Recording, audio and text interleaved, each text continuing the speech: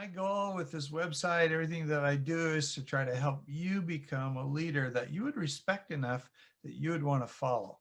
And we're trying to kind of keep up with what's going on in our country, with our culture. We live in a kind of a post-evangelical world. Things are changing and we're going to have to change with it. And so we're going to spend in the coaching platform that I put together. And of course, it's going to leak into the blog and into the YouTube and of course the podcast. But I want to talk about microchurch networks. And I'm calling the next coaching series, it's actually going to be a 9-session series. You can check it out on the coaching deal at the top of my website. But I'm calling it a Microchurch Networks, a primer for multiplying without a lot of money.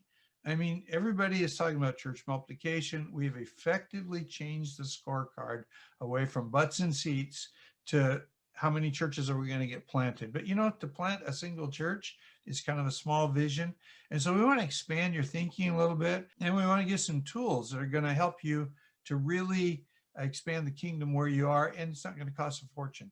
And so as we get into this, we're going to talk a little bit about what is a microchurch and how do you justify its existence. I had a pastor of a mega church once challenge me. How do you justify a microchurch? And before I could answer him, I was kind of a little overwhelmed and intimidated. Another guy sitting next to me goes, you know what? Until he can scripturally justify that mega church that he lives, and that's a hard thing to do, by the way, then you don't have to justify microchurch. But we're going to try and do that in the first session.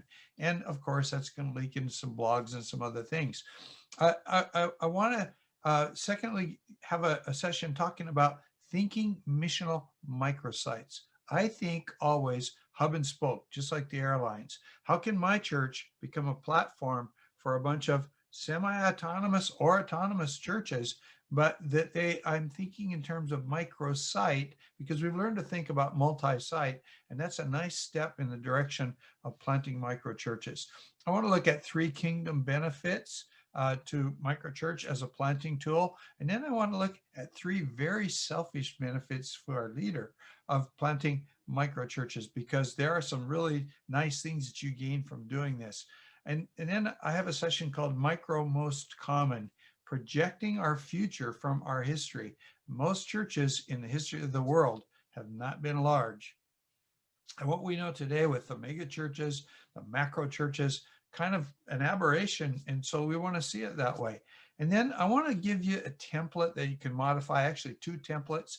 And, my whole idea about templates is never, this is the way to do it.